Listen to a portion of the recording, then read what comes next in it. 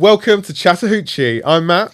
And I'm G. And before we get going with this episode, if we could just ask you to please like, subscribe, and share. And it helps us to keep going with the most amazing guests for this podcast. Well, I was more interested in just holding the guitar and looking at myself in the mirror. Nice. Who can I not fall out with? Sorry, Yourself, Johnny, I guess. were you the problem? Yeah, it sounds like it, doesn't it? Sounds like you were the problem. Sounds like Morgan Wallen problem. Yeah. What is the common theme here? I had trials for Yeovil Town once as Okay. a goalie. Whoa. Okay. Yeah. Big time. You are the Troy Bolton of country music.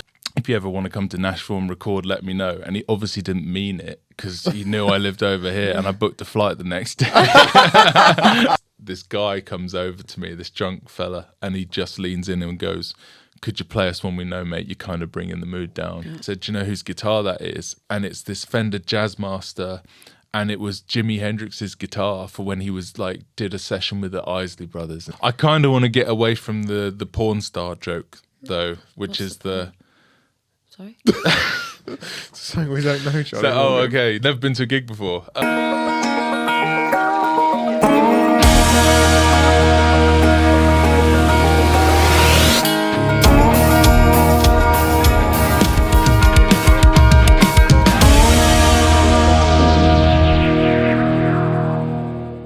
Johnny Morgan, welcome to Hoochee. Thank you for having me. How you doing? I'm good. How are you? We are wonderful. We are great.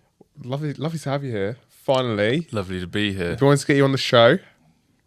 Sorry, Johnny, the glow from our neon sign is it working? Is working for you. The right side of your face is The better side. Yeah, it's I I lit. noticed the camera's to the left, so thank God. Let's dive straight in. Yeah, How did you find yourself in the music industry? that is a deep start. I basically started... I used to play football, not that well. Okay. And we'd done enough football chat before we walked in today. Which I loved. by the way. But I used to play football on a Sunday, and then no one's a musician in my household, but my dad is the type of guy that has driven will kind of sacrifice not having a very nice car, but his hi-fi is everything. He'll Okay. spend more on cables to connect his hi-fi than anything else because he can really hear a difference. So in the house I grew up in, parents were just always playing Stones, Beatles, Hendrix, all that classic stuff, and I just naturally kind of gravitated to it. And actually I've got an older sister who would just listen to Spice Girls and Girls Aloud and Westlife, and that was the first stuff I got into. And then it gradually was right, it's not cool to listen to that stuff. And then, well, I think it does come anyway. I try and stay on topic for a little bit. You crack on, mate. You see how my mind works already, trying to connect the dots. I've lost them. But yeah, so just grew up in a house full of music, and then I got my first guitar at 10, but I didn't touch it. I was more interested in just holding the guitar and looking at myself in the mirror. Nice. Thinking, yeah, that's cool. I think I've experienced something very similar. Yeah, and I got a copy of Highway to Hell by AC/DC on CD for a Christmas, and then I was just like, what is that? That album start to finish. And I remember getting a knockoff, that Angus Young SG shaped cherry red guitar, and just running around the house with it. And then I was just always grew up loving guitarists and mostly rock music. And then when I was 14, there was a band at the school that I went to that were they needed a guitar player, and they were 17, 18. And I just somehow managed being in this band to get in this band. And we just played this one quite rough pub in the town that I grew up in, and I just depped for them one time, and all we did was play kind of Blink 182, Stacey's Mum, Nice. all of that kind of Iconic. stuff. The cover stuff. And of course, for me, it was easy because I wasn't great, and I could play a few chords, but I wasn't a great guitar player. But most of that stuff is just kind of power chords. And then I just played with this band once, and then I just kind of like put football down, because all of a sudden I'm just playing music with a load of like guys that are 3-4 years older than me on a Saturday. And and that kind of was the first experience of just playing to like 15 people on a Saturday night and just getting that buzz of like, I like this. And then just really over time fell in love with people like Ray LaMontagne and Gregory Alan Isaacoff, and then just got obsessed with songwriting. And I kind of joke when I play, is because like I'm not good enough singer, not good enough guitar player, whatever, but stories, I just fell in love with like telling stories and having a laugh, and it's just a way of kind of putting how you feel somewhere. And what was the question again? And then, so just in loads of different bands, and wrote songs for a long time, didn't really do anything with it. And then I was in loads of bands from like then till 23, 24. And you know what happens with bands? They break up. And then at the age of like in my mid-20s, I was just like, right, well, if I'm going to keep falling out with people, I may as well just kind of like, who can I not fall out with? Sorry, Yourself, Jonny, I guess. were you the problem? Yeah, it sounds like it, doesn't it? Sounds like you were the problem. Sounds like like- Morgan Wallen problem. Yeah. What is the common theme here? But yeah, and then so under my name, Jonny Morgan, kind of started 5 years ago, something like that, doing whatever you would say I do now. So would you say you had to choose between football and music? I wasn't. I mean, I wasn't. I had trials for Yeovil Town once as Okay. a goalie. Whoa. Okay. Yeah. Big time. You are the Troy Bolton of country music.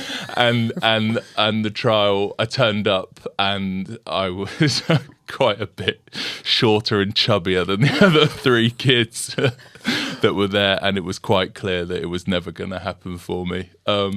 So no, it was an easy choice to make. Yeah. Okay. We've had a lot of good things happen in your musical career so far. One of which I think is quite public and quite out there, that everyone knows you're good friends with good old Bob Harris. The legendary Bob. It's Bob Harris.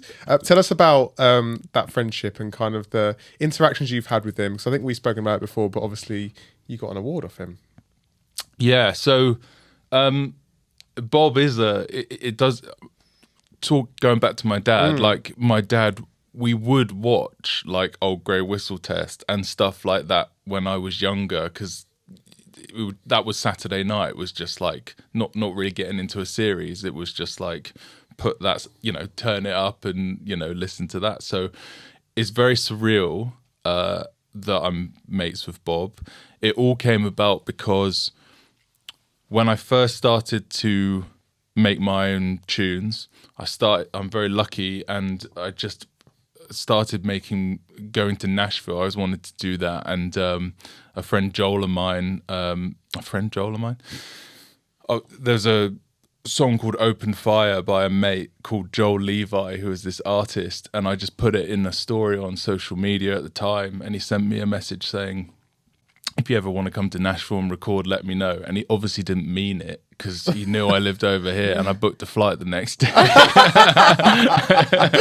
And I started making music out in Nashville, which was just like, just very basic acoustic tunes. And then COVID happened, and I had a couple songs that were done, but a couple songs that needed to be finished. And I was like, well, what do I do? And then I just had to sit on these tunes for kind of, I can't really remember that time really. It could have been 6 months, it could have been 2 years. I can't remember, but I needed to finish them. And then someone, my guitar player, Joe, knew Miles, who's his son, who's Expired Film Club. And he did not as much now, but produced music, mixed, did live sessions, and someone introduced me to him. And I got in touch with him saying, I got these songs that I want to finish, what do you think? And he was like, yeah, let's go for it. Now I did know he was Bob Harris's son, but I didn't know that he does all of his work in Bob Harris's garden in his studio. Yeah. So I thought it was cool enough that I was going to finish some tunes with Bob Harris's son. And then it was in that weird time in COVID where you could, but you couldn't. You could work, but you had to be... There's a picture of us somewhere and we're all in a studio wearing masks, like a couple... Socially distanced. Yeah, exactly. Yeah. Just crazy, really.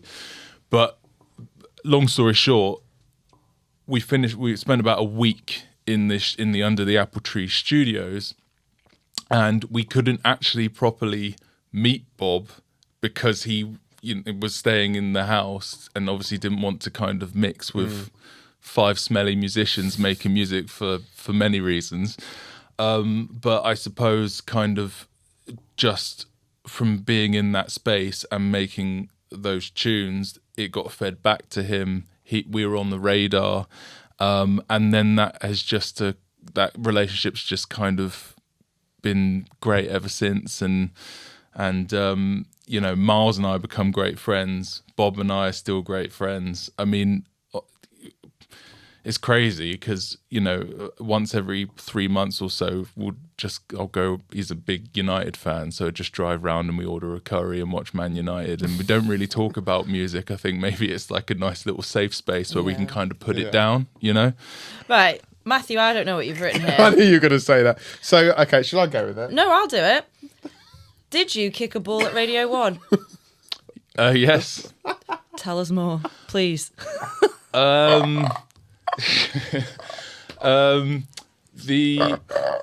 Sorry. You set me up there. I did say... Did you kick a ball at Radio 1? Imagine if it was no. Next question. What are you talking about? Look how. I should have just written some random stuff on there and just got you to say it. True or false? That is True or true. false? That is true. I went to visit my old mate Bob at the country show a couple months ago, and then he gave us a tour of the BBC building, and then we walked through the live lounge, and there was a perfect Total 90 football sat at the Clearly, side. I thought this was not a funner conversation than you. Yeah, well, just better notes next time. I'm sorry. So you a had different whole, conversation. It's not about you. So you had a whole tour of the whole place. Kind tour of. of the whole place. That must have been a long tour. Is that more interesting than the? I mean, it wasn't the whole BBC buildings, but okay. it was. Sorry, and what did you kick the ball at? Bob. Oh right. And Miles, and we had a little. You had like a kickabout. Yeah, it wasn't Right. a fully fledged like shirts and skins Sorry, type in scenario. my head it's like Soccer AM. You've got like a big Yeah. net. Yeah. Soccer, wow, I didn't expect that from you there. I used to watch Soccer AM, Did you? and for a little while cricket. I'd be AM, well up or for that whatever it chat. is. AM as well. Sorry, I'm crying here. I'm crying. You carry on. I had a 5-minute kickabout at the live lounge. Did anybody win? No, No. the kickabout. Do you get points? No, Oh right. put it on Instagram. Got about 100 likes. No. Worth it. Yeah, More than we exactly. get, believe me. It's more than we get. Okay, I promised you there'll be no more talk of football. No, it's fine. Do you think you'd be able to write a song about that? This is a music podcast. Yeah, so that would be great. Yeah. I could write a song about that. should we try now? How would that go? One day I was at Kicked Radio the ball 1. with my big Bob. My big bomb. My mate Bob. I've got the rhyme. Go on. Okay, go on, keep going. I kicked was the ball good with my and- mate Bob. I kicked a ball. You've just said I kicked a bob with my mate Bob. No, I kicked the ball with my I mate kicked a Bob. ball with my mate Bob. It was really cool. He ain't a slob. I think we should swap places. Yeah. Yeah, should we interview you? The ball went flying in the air. Oh, we're keeping going. Bob Harris still got his hair. Nothing to do with football. We should probably move on. Yeah, I didn't know where that was going, but we were onto something there, Johnny. We're onto something there. My people will call your people. I think this is a nice segue to talk about some new music. Yes. You do have new music. I do have new music. Johnny Morgan Yeah. and the Moral Support. It's out. Play Us One We Know is the latest Yep. single, which we love, of course. That's why you're here. You've obviously spent time in Nashville as well, recording once again. Yep. Tell us about this single to begin with. Play Us When We Know is Play Us When We Know is a true story. Not that a lot of them aren't, but just like the song about kicking a ball with Bob Harris. yeah, exactly. And he's a slob. And he still has hair. He isn't a slob. No, that's what we're saying. Anyway, carry on. And he still has his hair. Sorry. Play Us When We Know. Last year, we got to straight after Black Deer, we played a gig at Union Chapel, and it wasn't our own gig, but we were opening for a band called JJ Gray and Mofro, who were at Union Chapel, and we did a short tour with them. And we were just opening, and Union Chapel's like a bucket list venue. At home, I have a list of venues from everything from kind of like my front room to the Royal Albert Hall, and I kind of crossed them off. It's only 2 crossed off, but we'll get there. Hey, my front room, Union Chapel. But basically played Union Chapel, sold out, and it was like a religious experience because I've seen like my heroes, David Gray, Ray LaMontagne, all these people I love, and I was really nervous, and that was on a Tuesday, and obviously it was an amazing feeling to do that.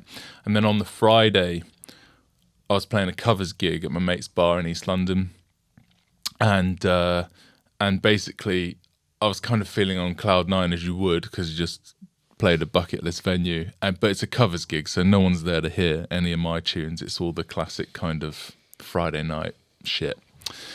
And I'm playing, I can't remember what I'm playing, but I decide, I'll just slip in one of my own, because to fill time more than anything else, because there's only so many times you can play Mr. Brightside. and basically I'm halfway through one of my tunes, and basically this guy comes over to me, this drunk fella, and he just leans in and goes, "Could you play Us When We Know, mate? You're kind of bringing the mood down." Bringing the mood down? Bringing the mood down, his exact words.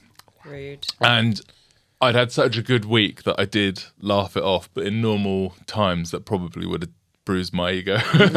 So basically the next day I was like, right, that is one, a perfect metaphor of life in the music business, and two, just like I went and wrote a song about it, and that was one of the first ones that we kind of took to Nashville, and obviously it's just a fun story to tell at gigs. It always gets people going, but the problem is now is whenever we play a gig, there's always just like you can set a stopwatch, like between songs 1 and 2 someone inevitably shouts from the back of the room, "Play Us When We Know, mate, you're bringing the mood down." So I have to get it in the set nice and early just to kind of squash that. But oh no, how awful that your fans know your songs. Yeah. Does sound like a champagne problem there. So. All right, Taylor. Sorry, true or false? Right, you just mentioned Mr. Brightside. Yeah. True or false? Stick season is to country music as Mr. Brightside is to the rest of the world. Interesting. Agree or disagree? I don't understand that question. As in, like, I know when... Stick Season's by Taylor Swift, right? No. What's Stick Season? No, can't. Oh yeah, I love that Season song. of the Sticks, man. Yeah, sorry, yeah. Doesn't go anything like that. Folklore's by Taylor does. Swift. Folklore is by Taylor Swift. The question's probably falling on playing deaf that ears. game. I just mean, like, when Mr. Brightside comes on, everyone's either like pumped or they're like, fuck this. And when Stick Season comes on, everyone's either like going for it or they're like, come on. But if you don't know what Stick Season is, we could probably move on. I'm sure I know it. Matt, sing it again. Season of the Sticks and that one. Oh, that one. That was good. So you got it now. That was in tune. Got it. You got it. Yeah, I mean, I don't want to start anything with Noah Kahani'd win. So Yeah, so true. I love that song. He's also a Chelsea fan. So Is he really? Yeah, We'll he move is, on. yeah. We'll move on. Go on then. No football, please. You've talked about it briefly already, but recording in Nashville, obviously, we don't record music here, never mind in Nashville, but just give us an insight as to what, just to your average Joe, like what's that like? Where did you go? Who did you see?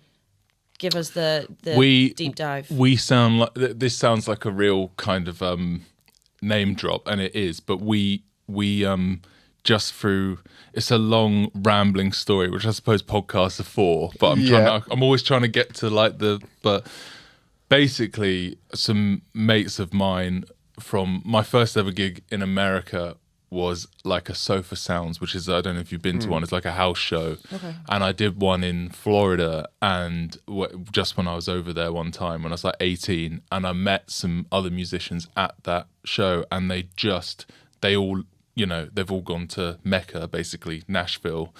Some of them are songwriters, some of them are producers, engineers, whatever. But one of my really close friends is an engineer at East Irish Studios, which is where F1 Trillium was made. And we literally made this new record in the same room, using the same mics. I drank the leftover of Post's Bullet Bourbon that was just sat on the side. Yeah, it was. How long has it been left there? I have no idea. You don't ask. But you're not allowed to smoke in the studio, but he has his own policy. Like, of course he does. Post can do whatever. Apparently he's the only guy at East Irish that's allowed to just do whatever the fuck he wants. So yeah, they're engineers. So when we were, you know, released first album, went well, took some time off, and then we had all these songs, big band, big sound, what do we do? I was looking at recording over here, and then I just was catching up with my mate Taylor, and he said, Swift. No, unfortunately not.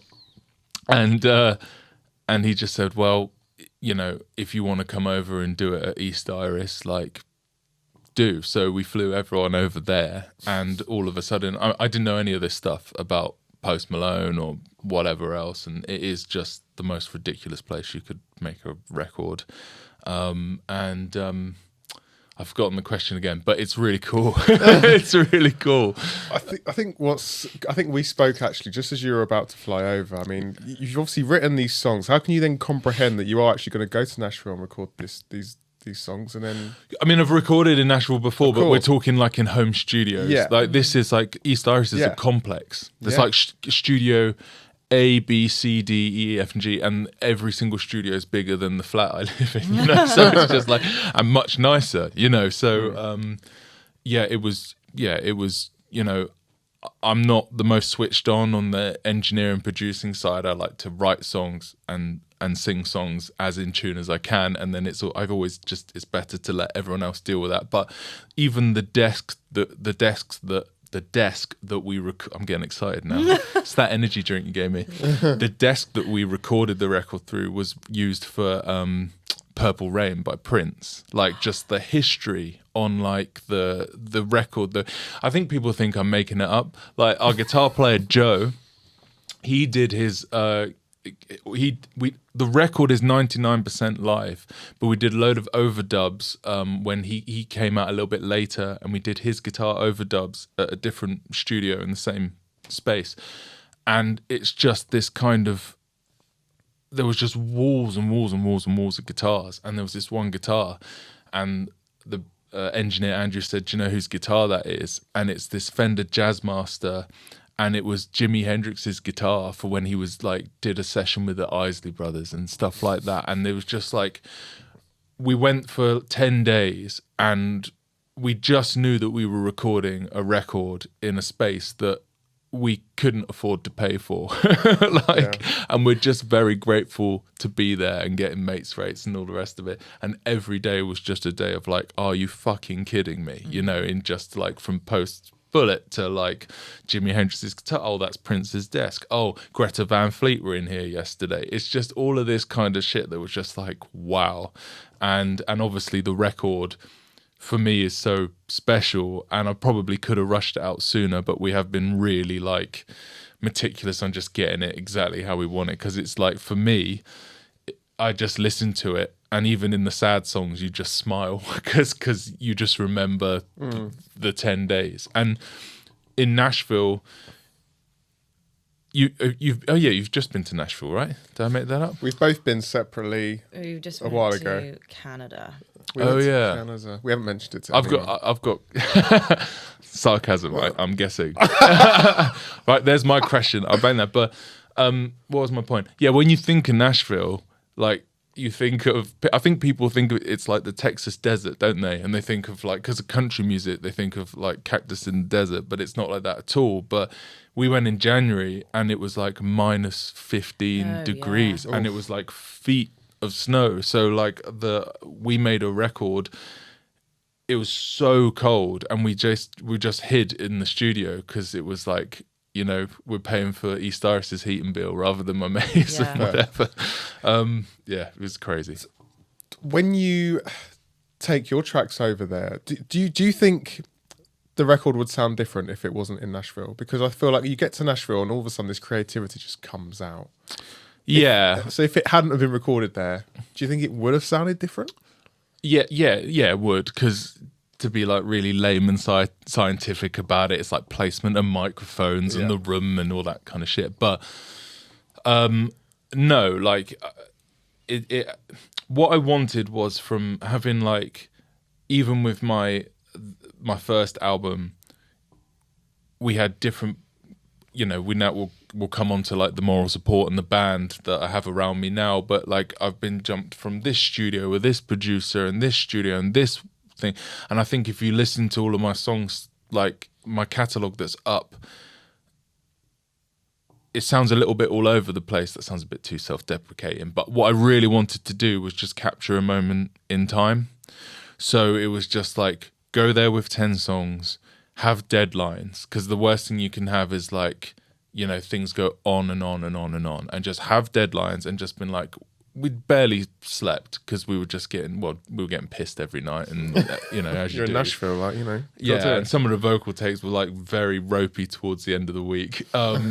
But yeah, like for me, when you hear it, good or bad, it sounds like a cohesive body of work, and it sounds like a load of mates in a unbelievable room, can't believe their luck, jamming for 10 days or whatever it was. Love that. Profound. Do you think? Is that deep? Yeah, it's deep. So deep. How was Canada? Oh, don't. Where do we start? We lived together for a week. We went to many... What? Nothing. Where was it? Was it proper Canada? We went to proper Canada. It was proper Canada. What was it, proper Canada? Well, it was Kelowna, West Coast. I lived in Toronto for a bit. Did you? And well, that's what the first album's We about. were I there don't talk very about it. briefly. It's like America Light to me, Toronto. yeah. I never really made it over to like Banff and... So we were BC, so Yeah, proper. pretty Canadian. We were by a lake. Pretty Canadian. By a lake with some mountains and hills. Pretty. There was a Canadian. grizzly bear. We had a Timmy's. We had Timmy's. Timmy's. Tim What? Hortons. Tim Oh, coffee. Tim Hortons. Yeah, sorry. Yeah. I've erased that out. We didn't have any poutine though, did we? No. It's cheesy chips and gravy. That's what I said, it's- and they were horrified. It's a poor man's cheesy chips and gravy. Because it's fries, not chunky chips. You know. We And it's love like you, cheese, Canada. but it's like cheese curds. Yeah, like it's curds. not- Yeah, That yeah. wouldn't have been good for me. Anyway, yeah. I have a lot of listeners in Canada. I'm pissing Do you? them off. We love you, Canada. We love It's- Canada. Yeah, it's America, We love UK, Canada. and then Canada. But I love They them. love But it. They yeah, love it. We love it. So, new music, taking it out on tour. yeah. Talk to us about tour. How's that looking? It's been a lot of work. I've been helped, but it's been a lot of work, and do you know, just getting the dates in a row, Yeah. just trying to getting it to me. Luckily, the UK is small, so you know, going to Glasgow to London, there is a day between. But I suppose if you're doing that in America or Canada, that'd be quite normal, wouldn't it? Yeah. But yeah, it is. You know, done lots of gigging. I have put it off. I have been nervous to kind of do the first ever. You know, it's selling tickets, isn't it? It's stressful, as you guys Tell know. us about it, yeah. But yeah, so it's The Hope That Kills You UK tour. It's we will release the album around C2C, I imagine, and then the tour is literally the Monday after C2C. So we'll have to beg someone to let us be at C2C.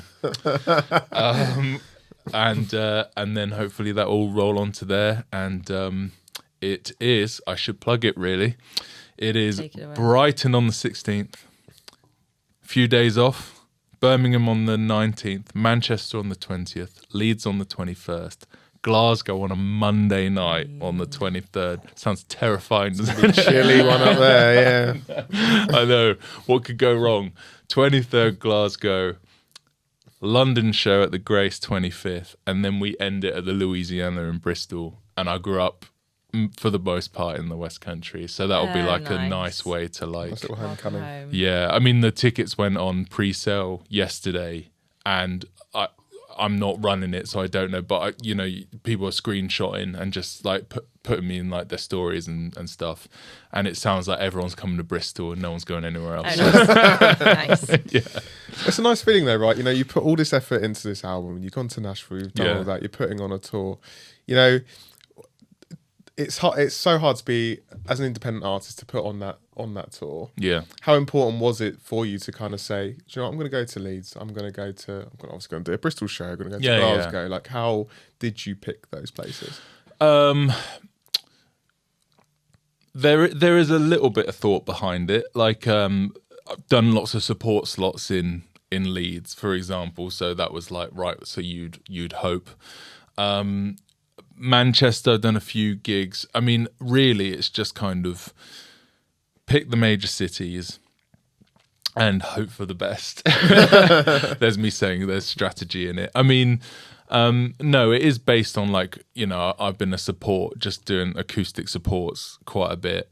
I wanted to put a Northeast in there, but honestly, I was just no gigging experience up there. So it could, so hopefully we'll get there in time. I was doing a gig at the, that 45 Vinyl Cafe. Yeah. I made the mistake of thinking I was in the Northeast. And obviously being a soft southerner, as everyone reminds me, I said, it's so nice to finally gig in the Northeast. Crickets. It was dreadful. No. Yeah, I bet. Well, you get it. You're from Cheshire. I am from Cheshire. Well, you're a southerner to someone from the Northeast. True. It's the first tour. It's Johnny Morgan and the Moral Support. I'm doing it with the guys on the record, the band that I've been gigging with. I'm very biased, but I've got the best band there is, and it's just, hopefully people will turn up. Well, congrats on it, because Thank you. It's not easy, and it'll sound great. I'm sure it will. You'll smash it. It's all going to be fine. Well, I'm going to make you buy tickets as soon as this is. Absolutely. I've got your pre-sale code, 10% off. Have you? With every Perfect. hashtag Chattahoochee. Yeah, we can do that. Yeah, there you go. We can do that. Absolutely. Hashtag ad. That's going to have to go on Yeah. There we the go. Insta now. We can We'll do organise all something. that. Paid partnership. Oh, shit. Johnny, don't you worry. We will do something. Don't you worry. Right. We're going to grill you now. Yeah. Quick fire, chatter 10. 10 quick questions, 10 quick answers, please. How quick? Quick. Quicker. First thing in your quick. brain. Ready? First thing that you okay. First question. Is this like dirt, or is it just No, Just straight it's in. just question. For example, Yeah. first one, here it comes. Favourite song?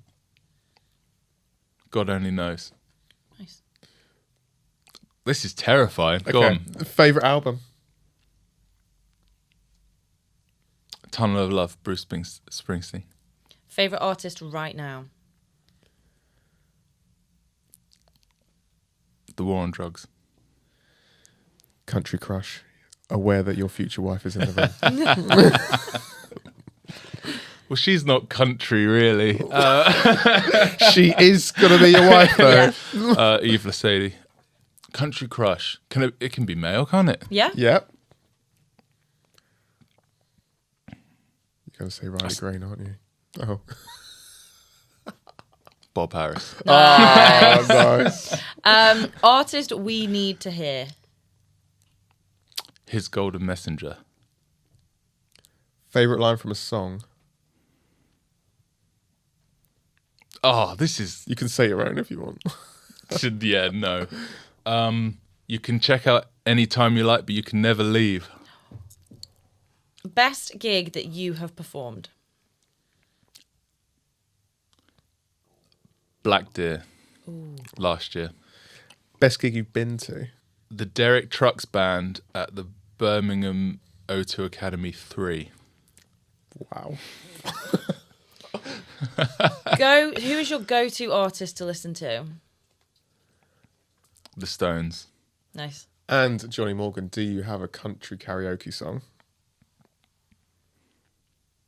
Or just any karaoke song? Your Song by Josh Turner. Oh. Do you know what I've loved about this Chatter 10 is I've known no one you've mentioned. Got a lot of learning to do. We could go Spotify again, and one. I'll give like the most like generic. No, Wagon I wheel. love it. We love Wagon Morgan Wallen. You know your song, Baby Lock the Doors and Turn the Lights Down Low. Yeah, no. Until you said Wallen. Stones, not a clue. The Rolling Stones. Yeah, no, well, I got that much. Thank you. Hotel California. Well, yeah. All right. It was just move on. Jonny Morgan, it's going to be a great 12 months for you. I can feel it in my bones. I hope so. Yes. For people who are listening who currently don't know who you are, where can they find you? They can find me at Jonny without an H. And I've made that mistake before. Do you remember that? Haunts me every day. Do you remember? That's we met at that gig. We did. You smashed it that night, by the way. I also smashed a lot of wine. Yeah, you I've were heard. pissed. I wasn't. There's a recurring theme, which I don't know if you've went worked on. out yet. We went on before Chanel Yates, and you were Aren't you hammered happy? when you. Chanel Yates was, had a surprise. Good job she's a good friend because she really got the short straw on my hosting abilities that night. No, it's Jonny without an H. Jonny Morgan Music. You know, everyone's called John Morgan or Jonny Morgan, There's a or few like John Morgans. it's I'm gonna have to think about a serious rebrand. But that's why it's the Morris Port. The band name could be called Jonny without the H. That's good. And there's no one in country called Morgan, so I think it's fine. I know it's getting ridiculous. It's just like it's ridiculous. And I'm ranted now, aren't I? Hit us. Just keep going if you want. Is there another guess? There is, but you carry on.